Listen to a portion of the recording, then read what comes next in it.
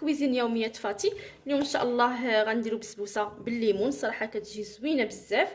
المهم بالنسبه للمقادير ما عندنا شي حاجه كثيره. انا ديما كنقول لكم ما عندنا شي حاجه كثيره وكتكون نيت شي حاجه.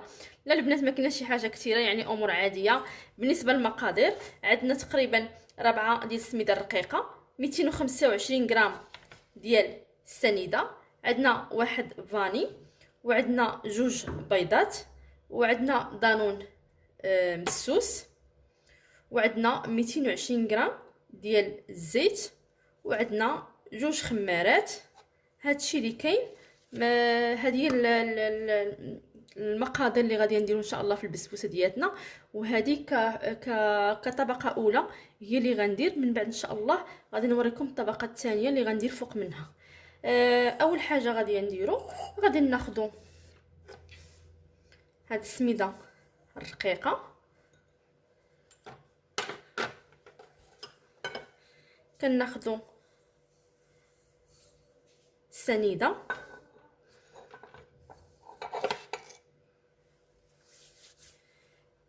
كناخذ كذلك البيض،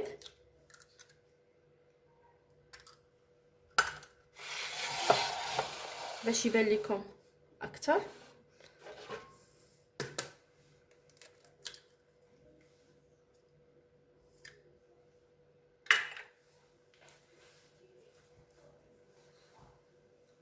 وكناخذ الزيت حتى هو، عندنا فاني،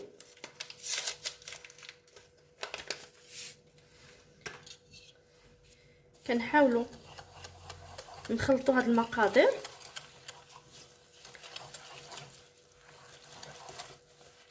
كندير طبيعه الحال شويه الملحه، كنت حطيتها في السميده.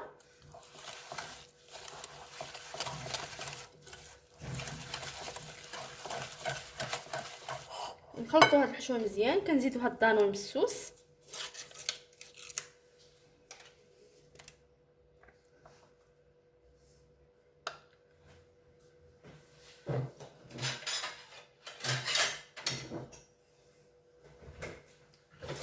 عفوا،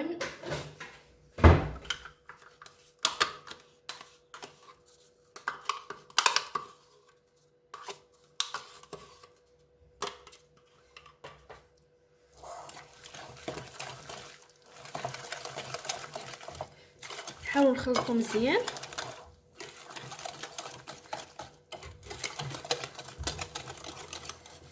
دابا غنديروا 2 خمارات ديالنا. المهم هذا هو الخليط، كيكون بحال هكا. شفتوا كنديروا تقريبا كلشي في خطره واحده. صافي دابا كنديروا اخر حاجه، كنديروا هاد الخمارات،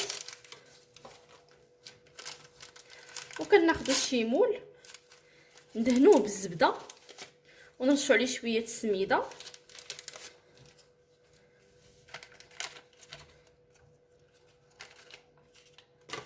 صافي وكندخلوها للفران ديالنا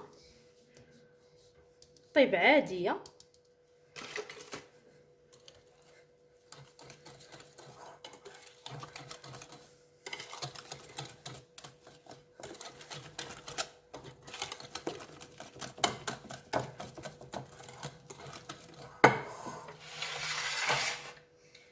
كما كتشوفوا البنات خديت هذا المول، هذا المول اللي خديت سهنته بالزبده ورشيت عليه السميده. دابا غادي هاد الخليط ديالي هنايا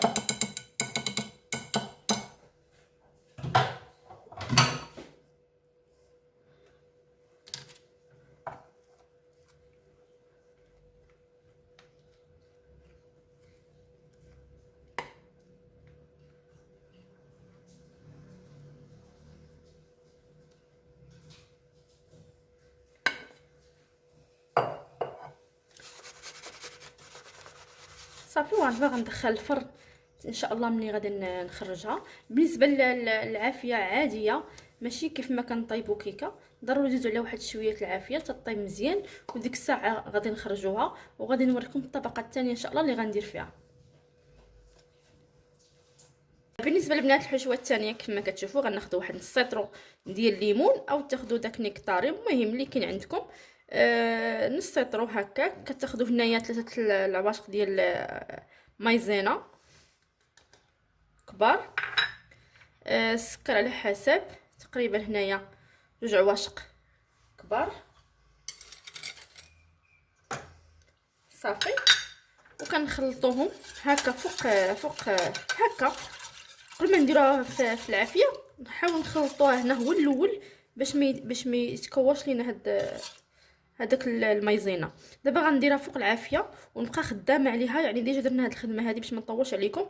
نبقاو خدامين كندورو حتى كيعقد، ديك الساعه كنحيدو. بالنسبه للكريمه البنات ها هي كيف ولات، يعني ولات كريمه. دابا غنديروها فوق البسبوسه ديالنا. من بعد ما سقينا البسبوسه ديالنا بالحليب، عفوا سقيناها بالليمون، ودابا غندير فوق منه هاد الكريمه ديال الليمون. المهم كيف ما كتشوفوا البنات كنقادها هكا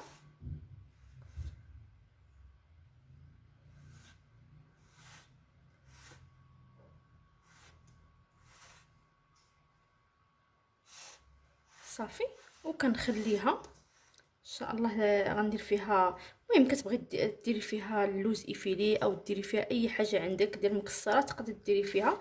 دابا غندخلها تبرد، من بعد ان شاء الله نقطع عليكم ونوريكم الشكل النهائي ديالها.